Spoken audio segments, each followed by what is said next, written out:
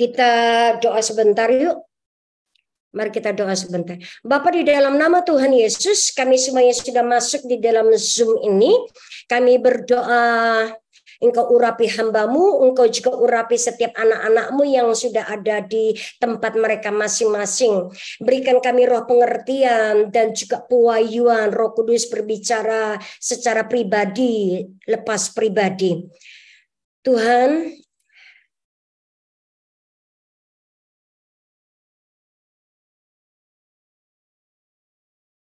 aku minta roh yang haus dan lapar akan Engkau. Aku minta roh seorang murid buat teman-teman Bapak Ibu Saudara yang sudah ada di chat room ini. Supaya kami bisa belajar dan diajar dan punya kecerdasan rohani buat kami. Untuk menerima setiap benih ilahi yang malam hari ini kami akan terima. Bapak, terima kasih. Biar damai sejahtera-Mu tinggal ada di atas kami. Dan kami berdoa jaringan internet di pulau-pulau di Jakarta dan sekitarnya stabil. Di dalam nama Yesus, malaikat aku aktifkan untuk buat supaya jaringan internet ini stabil. Terima kasih. Di dalam nama Adonai Yeshua Hamashiach kami berdoa. Amin. Amin. Amin. Oke. Malam hari ini yang saya mau share buat setiap saudara, saya mau cerita tentang sekolah nabi yang ada di Perjanjian Lama. Hari ini saya akan cerita mulai dari sejarah dan latar belakang sekolah nabi. Oke. Nah, sebelum itu saya mau ajak setiap kita membaca 1 Samuel pasal yang ke-8, ayat yang pertama sampai ayat yang kelima. Oke? Ayat pertama berkata begini. Setelah Samuel menjadi tua, diangkatnya lah anak-anaknya menjadi hakim atas orang Israel. Nama anaknya yang sulung ialah Yoel dan nama anaknya yang ialah Abia. Keduanya menjadi hakim di Beersheba.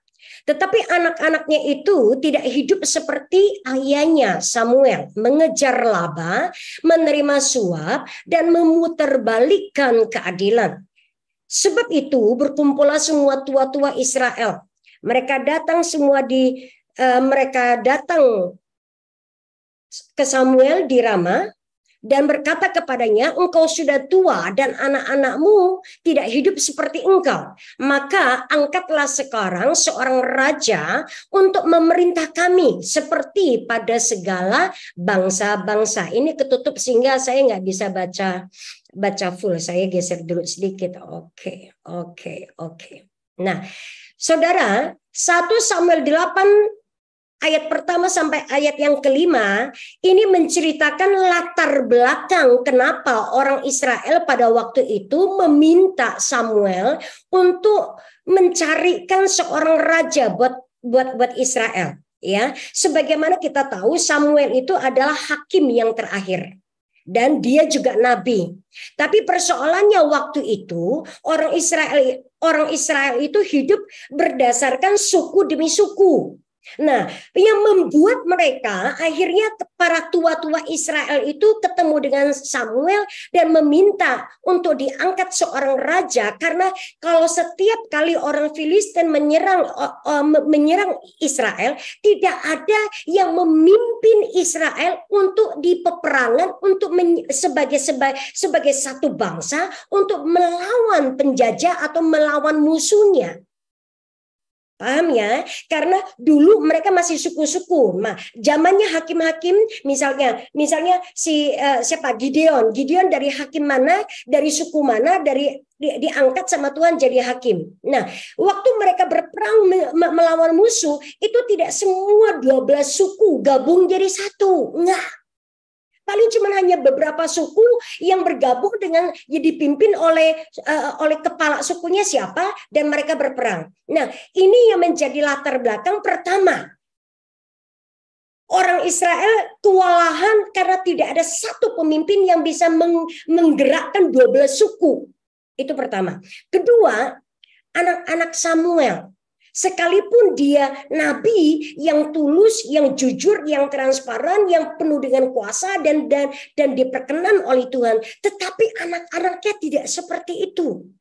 Firman menjelaskan mereka, anak-anak mereka mengejar suap, mengejar laba, dan memutarbalikkan kondisi keadaan waktu itu. Memang kondisi Israel moralnya lagi turun jauh. Mereka murtad, meninggalkan Tuhan, menyembah Baal, menyembah dewa begitu rupa. Nah, sekolah nabi di dalam kondisi suasana orang-orang Israel berbalik dari Tuhan, muncullah adanya yang namanya sekolah nabi di zaman Samuel. Oke, ini latar belakang. Ini yang membuat kenapa mereka minta raja.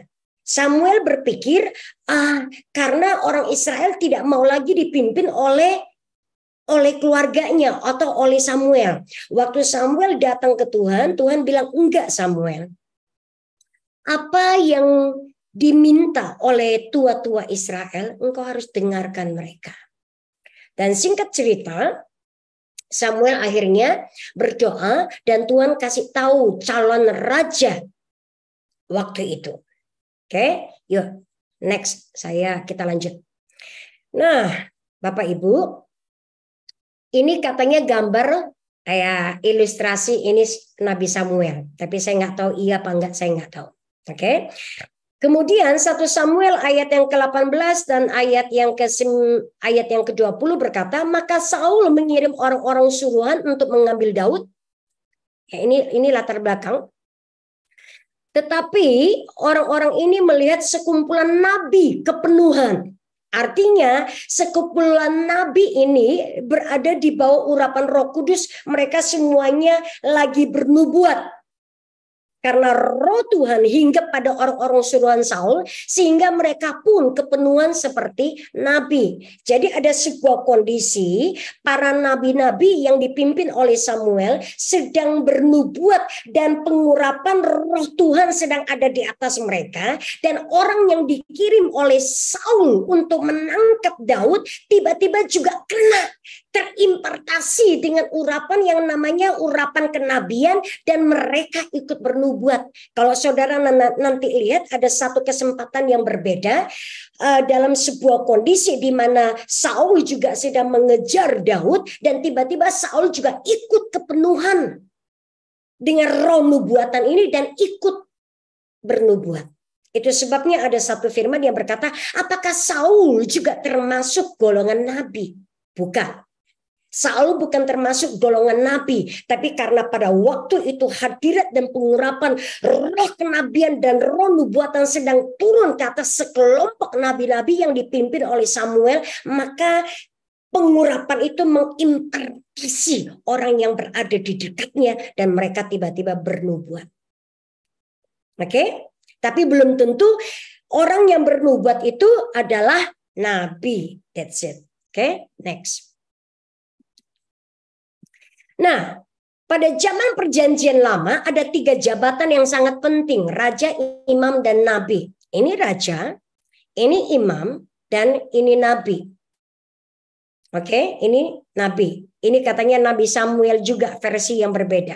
Oke, 3 jabatan penting di perjanjian lama. Raja, imam, dan nabi. Oke, next. Pada waktu itu keluarlah rombongan nabi yang ada di Betel mendapatkan Elisa. Ini saya sudah buat supaya tinggal kita baca ya.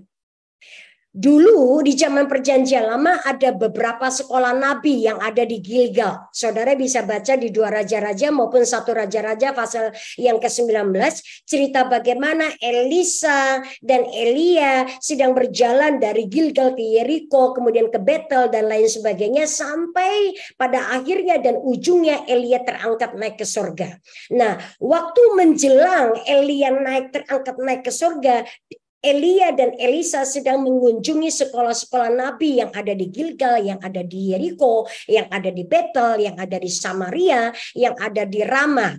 Nah, Rama ini, kota Rama ini adalah kota kampung halamannya Samuel. Ya, masih ada beberapa lagi sekolah nabi yang didirikan oleh Samuel. Kalau nggak salah ada di Gibea. Masih ada satu lagi di Gibea. Oke. Oke, ada beberapa aspek prioritas sekolah nabi di perjanjian lama. Aspek prioritas ya, mirip-mirip seperti kurikulum pengajaran waktu itu ya. Salah satunya adalah guru. Oke, salah satunya adalah guru. Nah, pada zaman waktu itu Samuel adalah guru yang pertama. Tidak bisa dipungkiri Samuel adalah guru yang pertama. Kita bisa lihat, ada saya sebentar ketutup ini. 1 Samuel 15:17. Samuel memerintah sebagai hakim atas orang Israel seumur hidupnya. Dari tahun ke tahun ia berkeliling ke Betel, Gilgal, dan Mispa. Artinya dia berkeliling ke sekolah nabi yang ada dan memerintah atas orang Israel di segala tempat itu. Lalu ia kembali ke Rama di kampung halamannya, sebab di sanalah rumahnya dan di sanalah ia memerintah atas orang Israel.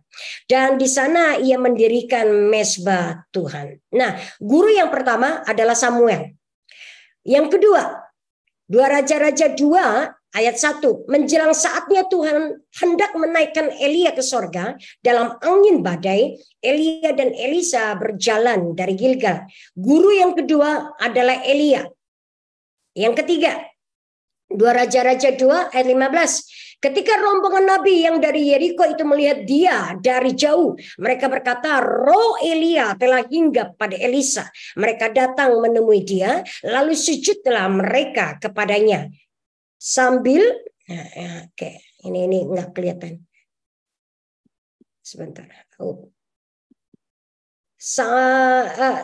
Lalu sujudlah mereka kepadanya sampai ke tanah. 2 Raja-Raja 2. Nah, di zaman dulu sekolah nabi ada 3 guru yang terkenal, yang paling terkenal, Samuel, Elia, dan Elisa. Setelah kedua hamba Tuhan ini, saya tidak melihat dan tidak lagi ada di dalam Alkitab dan Firman siapa yang kemudian akhirnya melanjutkan sekolah nabi setelah sepeninggalan Elisa. Sudah tidak diceritakan lagi siapa yang melanjutkan. Oke, jadi sekolah nabi hanya berhenti sampai di zamannya Elisa. Oke, next. Aspek yang kedua dalam sekolah nabi perjanjian lama adalah hal-hal yang diajarkan. Apa aja sih yang diajarkan? Yuk kita lihat. Pertama, sekolah nabi zaman perjanjian lama, mereka diajarkan cara bernubuat. Ya, sudah pasti. Oke. Oke, kita lihat di 1 Samuel pasal yang ke-10 ayat yang ke-9 dan ke-10, sedang ia berpaling untuk pergi meninggalkan Samuel, maka Tuhan mengubah hatinya menjadi lain. Ini tentang Saul ya, dan segala tanda-tanda yang tersebut itu terjadi pada hari itu juga. Ketika mereka sampai di Gibea dari sana, maka bertemulah ia dengan serombongan nabi yang dipimpin oleh Samuel. Roh Elohim berkuasa atasnya dan Saul turut kepenuhan seperti nabi di tengah-tengah mereka. Ini yang tadi saya cerita, bahwa Saul juga ikut kepenuhan seperti nabi.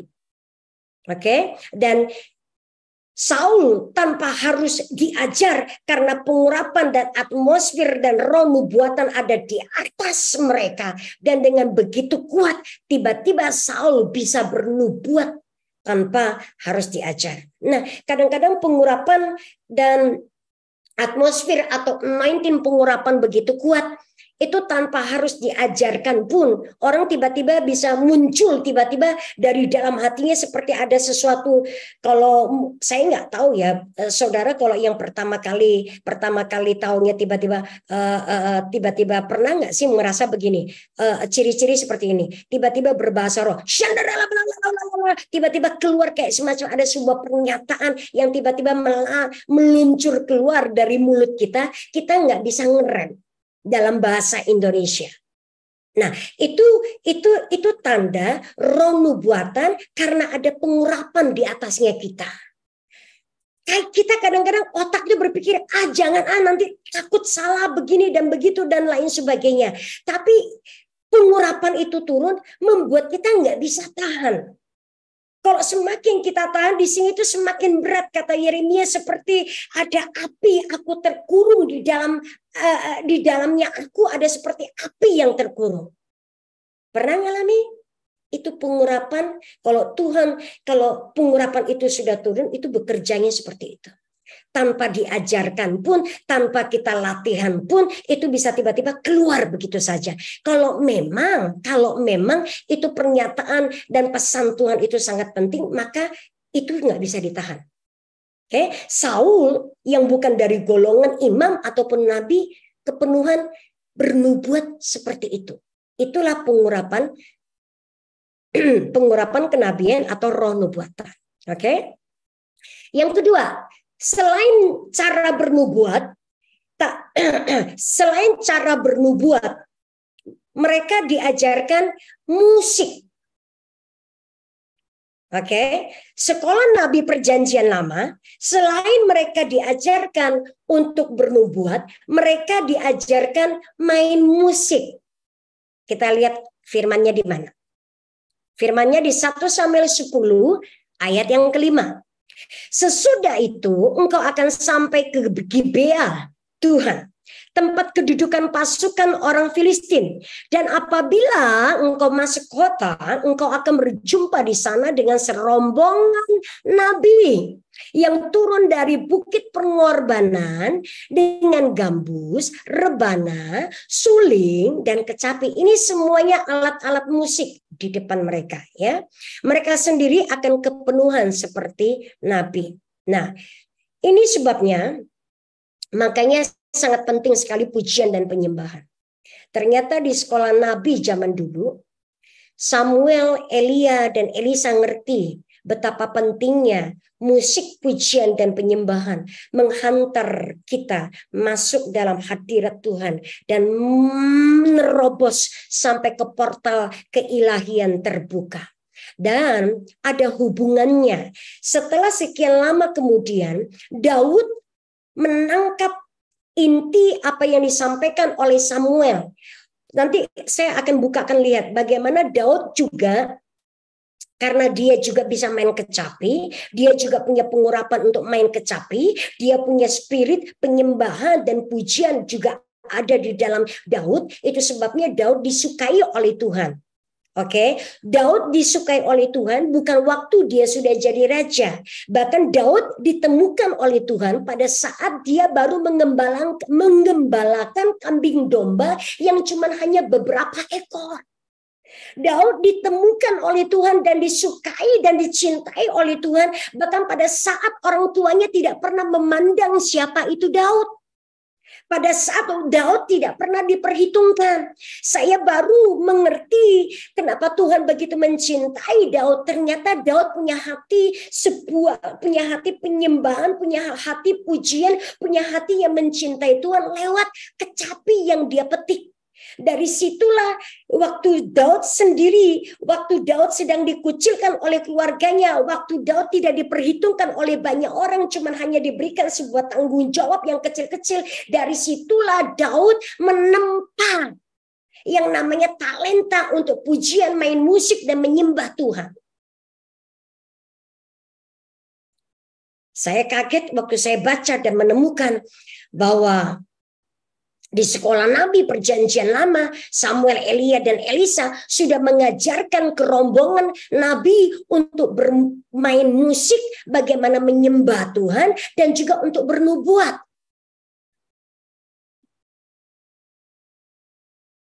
Yuk mari kita lihat ini hubungan antara musik pujian penyembahan dengan bernubuat. 2 Tawarik 25 ayat 1 dan 2. Selanjutnya untuk ibadah, Daud dan para panglima menunjuk anak-anak Asaf. Anak-anak Asaf, anak-anak Heman, dan anak-anak Yedutun. Mereka ini adalah golongan-golongan imam yang mengerti menyanyi, yang mengerti soal bermain musik. Mereka bernubuat dengan diiringi kecapi, gambus, dan ceracap. Alias dalam pujian dan penyembahan mereka bernubuat. Daftar orang-orang yang bekerja dalam ibadah ini ialah berikut. Dari anak-anak Asaf ialah Sakur, Yusuf, Netaya, dan Asarela, dan anak-anak Asaf di bawah pimpinan Asaf yang bernubuat dengan petunjuk raja. Ini mengindikasikan Daud juga punya panggilan kenabian karena Daud punya pengurapan pujian penyembahan dan juga bernubuat. Itu sebabnya tidak heran pada masa pemerintahan Daud sebagai raja, suku-suku Lewi, para pemimpin-pemimpin biduan yang bisa main musik, yang bisa nyanyi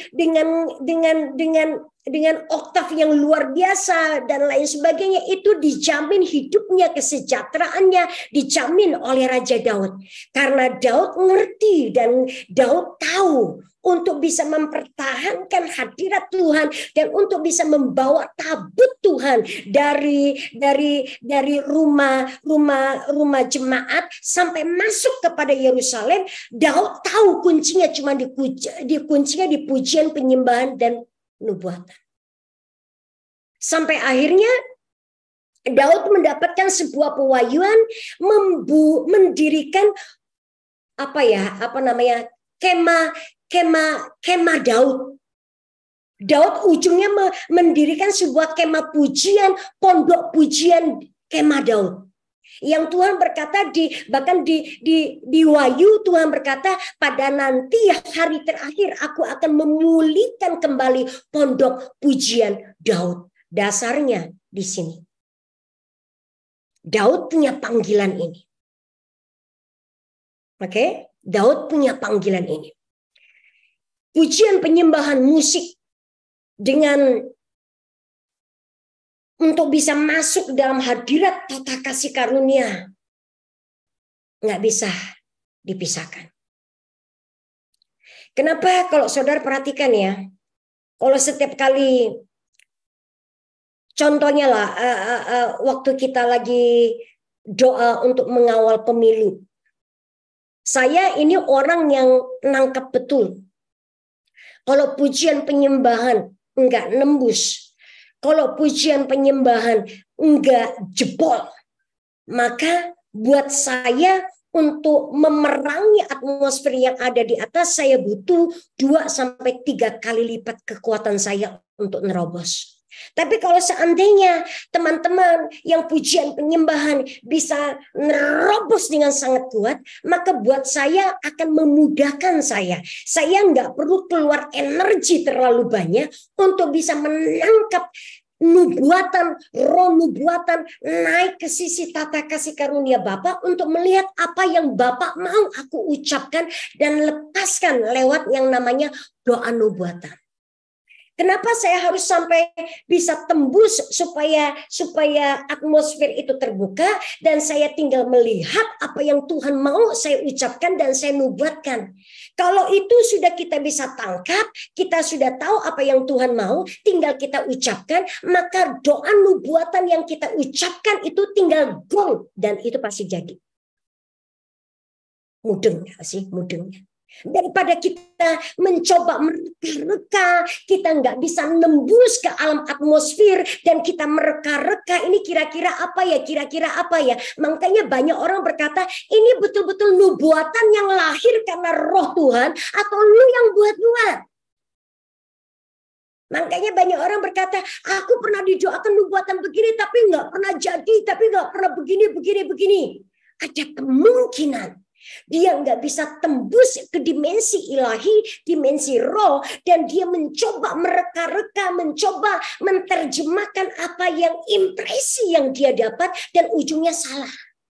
Kalau kita mencoba mereka-reka dengan kekuatan manusia kita, dengan impresi kita, itu 50-50. Bisa benar akan terjadi, bisa juga karena rekaanmu salah. Mudeng ya. Saya mau jujur mau berkata, masih banyak orang yang tidak mengerti dan memahami kuncinya di pujian dan penyembahan dan di musik. Saya termasuk orang salah satu yang sangat cerewet untuk memilih orang yang bisa main musik tepat dan orang yang bisa WL dan yang singer yang tepat. Saya cukup cerewet dalam tanda kutip. Kenapa? Kalau enggak, ujungnya saya akan berjuang dengan kekuatan untuk istilahnya itu setengah mati untuk sampai bisa menerobos atmosfer yang ada di atas. Ya, kurang lebih begitu. Oke, kita lanjut. Nah, aspek yang ketiga, aku hari ini terlalu semangat jadi aus gue. Aspek yang ketiga adalah tugas. Rombongan nabi, para nabi itu diajarkan dan diberikan tugas, diberikan latihan demi latihan dan dilihat bagaimana ketaatannya. Ya. Nah, salah satu adalah mereka akan diberikan sebuah instruksi dan tentang penyembahan. Loh, saya jujur lah, saya mau berkata saya sangat amazing dengan rema, dengan pewahyuan yang Tuhan bukakan buat saya. Bayangin Samuel dari zaman perjanjian lama sudah mengajarkan kepada rombongan nabi-nabinya tentang sebuah instruksi untuk taat kepada setiap instruksi, entahkah itu dari Samuel, dan entahkah dari Elia, entahkah itu dari Elisa, dan setiap nabi yang belajar di situ mereka harus taat dengan setiap instruksi yang ada. Dan kemudian mereka belajar tentang yang namanya penyembahan. Karena kenapa? Kalau penyembahan kita jebol, itu akan membawa dampak buat orang-orang yang ada di sekeliling atau orang-orang yang ada di dekat, orang-orang yang sedang berdoa dan bernubuat. Kita lihat ayatnya yuk. 1 Samuel pasal yang ke-10. Ayat yang ke-10. Oke. Ketika mereka sampai di Gibea, ini kembali lagi sama, kurang lebih mirip-mirip.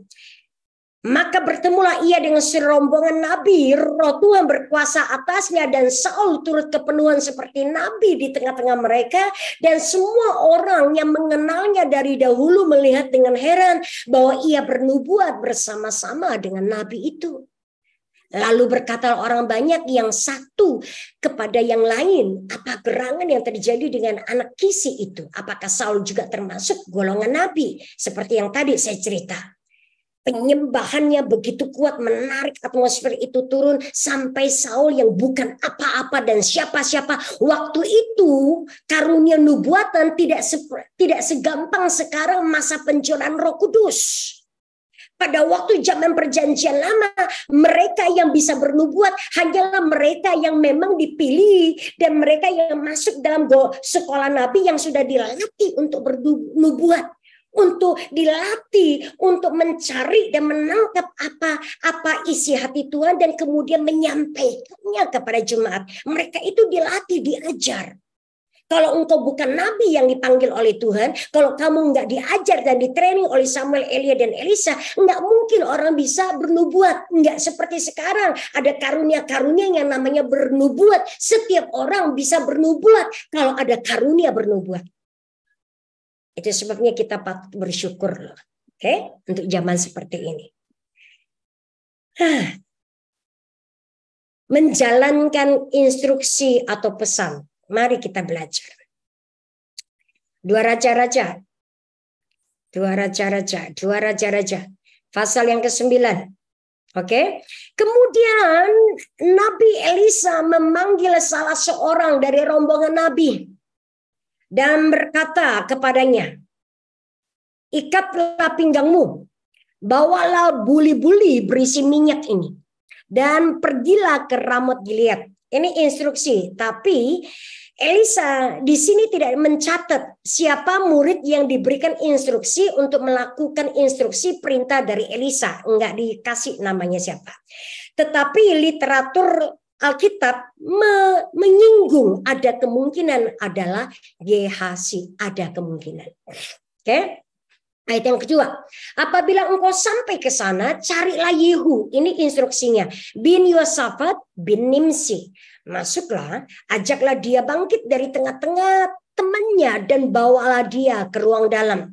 Kemudian ambillah buli-buli berisi minyak itu, lalu tuangkan isinya ke atas kepalanya dan katakan, beginilah firman Tuhan, telah kuurapi engkau menjadi raja atas Israel. Sesudah itu bukalah pintu, larilah dan janganlah berlambat-lambat.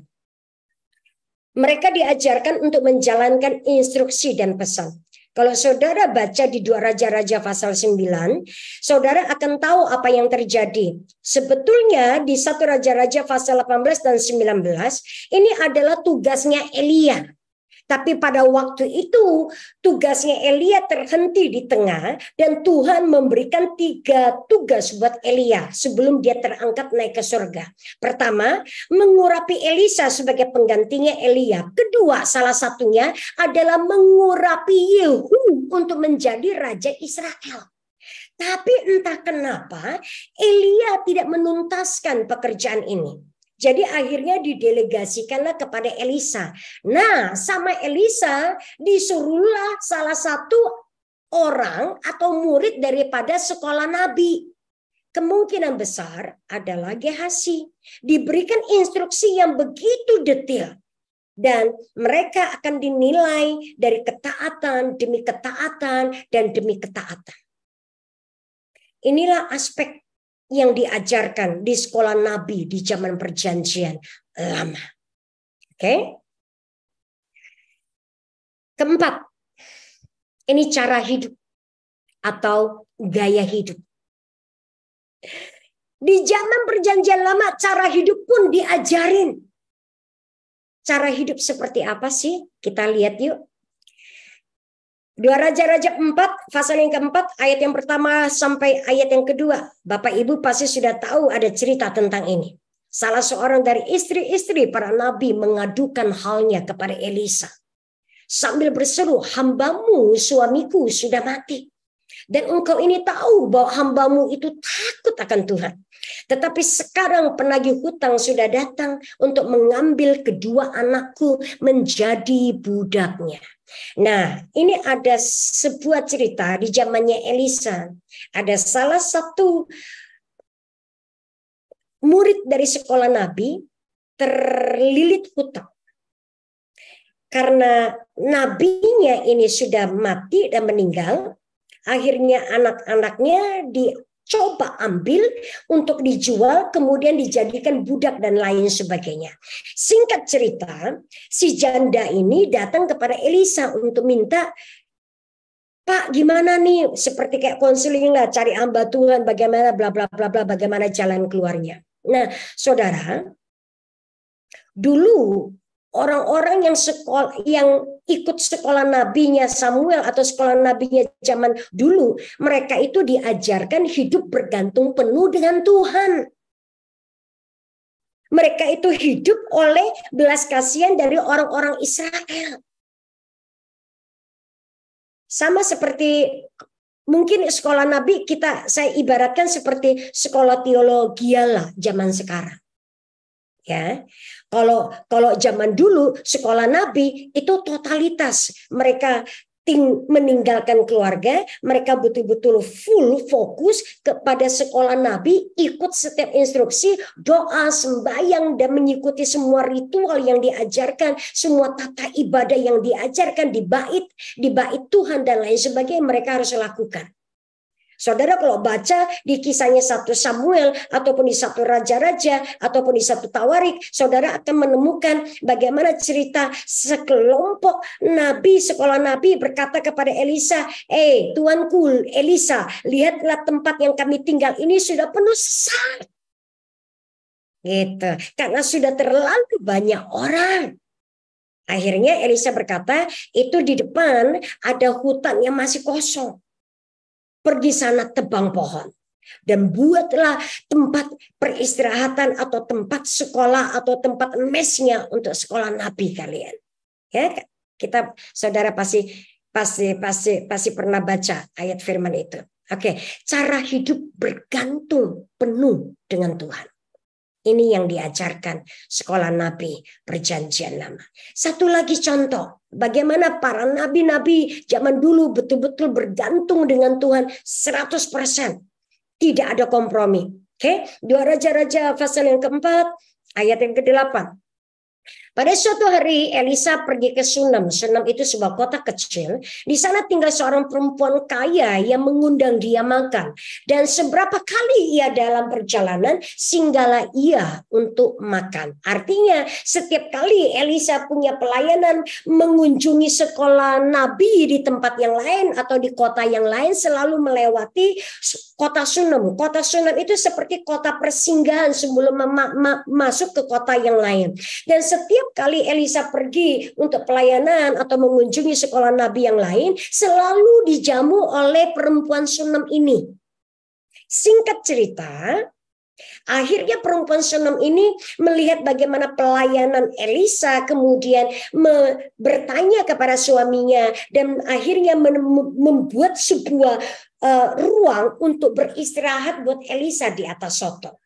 Dan singkat cerita, waktu Elisa melihat bagaimana perempuan Sunem ini begitu mengabdi dan begitu menjamu Elisa dalam pelayanannya, kemudian Elisa bertanya kepada dan menyuruh Gehazi untuk bertanya kepada wanita Sunem, apa yang engkau mau aku perbuat bagimu? Pernah ya saudara pernah baca tentang itu ya? Gehazi berkata, Tuan, wanita Sunem ini sudah berkeluarga sudah lama, suaminya sudah tua, tapi wanita Sunem ini tidak punya anak. Oke, ingat ya. Akhirnya wanita Sunem dipanggil sama Elisa, kemudian Elisa mengeluarkan keluar dari mulut Elisa sebuah nubuatan bahwa Elisa berkata, tahun depan engkau akan menggendong seorang anak laki-laki. Wah, singkat cerita, wanita Sunem itu nangis dan terharu bla bla bla, dan wanita Sunem itu berkata, Tuanku, aku nggak minta apa-apa sama engkau, tapi janganlah engkau berbohong. Artinya, Tuhan, aku sepakat dengan apa yang engkau nubuatkan. Apa yang engkau nubuatkan, ya dan amin. Dan akhirnya tahun depan tiba-tiba wanita Sunem akhirnya mempunyai seorang anak laki-laki, dan yang ini yang saya cerita buat saudara. Seorang anak laki-laki, dan singkat cerita anak ini sekian tahun akhirnya terserang satu penyakit dan akhirnya mati, dan akhirnya datanglah Elisa kemudian membangkitkan kembali itu anak. Dan saya mau kasih tahu ke saudara. Tahukah saudara anak wanita Sunem itu siapa? Nabi Amos. Nabi Amos. Akhirnya wanita Sunem itu mendapatkan seorang anak, dan anaknya adalah Nabi Amos. Oke? Dari doa seorang nabi melahirkan anak nabi. Saya tidak berkata melahirkan anak nabi, tapi ada sebuah garis merah.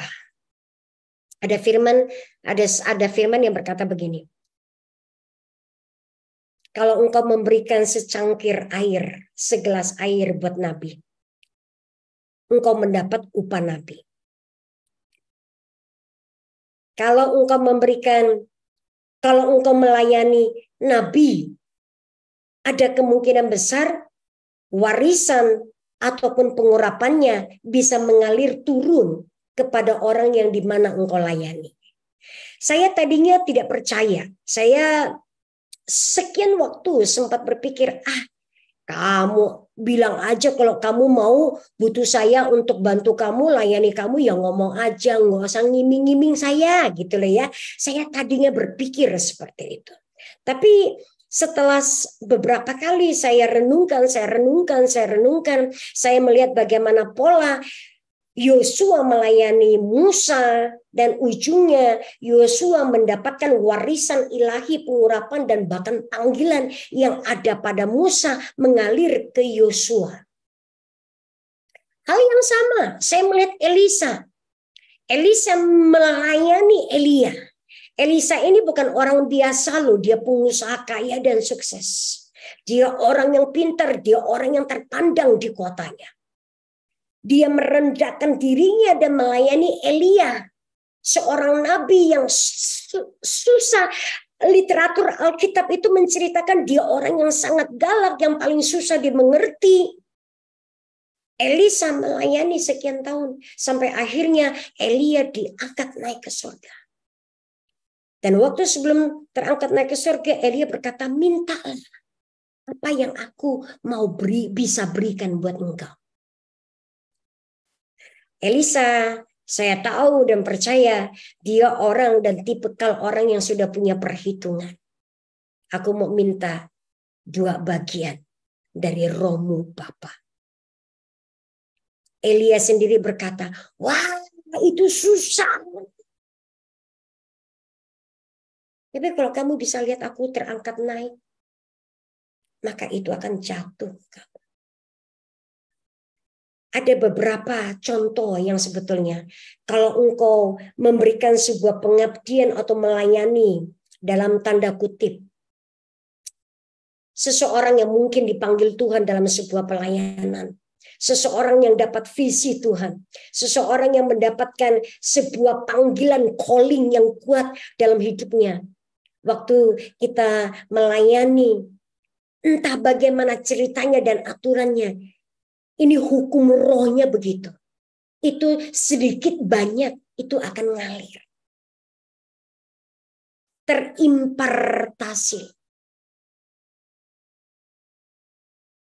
Sekian tahun yang lalu saya nggak pernah percaya ini. Tapi saya dengar banyak hamba-hamba Tuhan, terutama hamba Tuhan yang ada di Batra, ngomong cerita ini.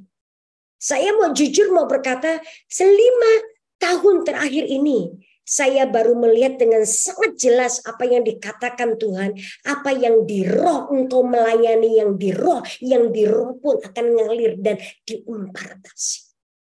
Ini bukan persoalan, oh lu lebih muda, gue lebih tua. Bukan. Yang di roh tidak kenal sisi ruang dan waktu. Dan itu jadi. Saya salah satu orang yang sedikit banyak mengalami sekian persen impartasi karena merendahkan diri dan melayani. Tentu saja kita harus mengingini ya. Oke. Lanjut. Saudara, apa yang saya mau share malam hari ini hanya sampai di sini. Sampai cara hidup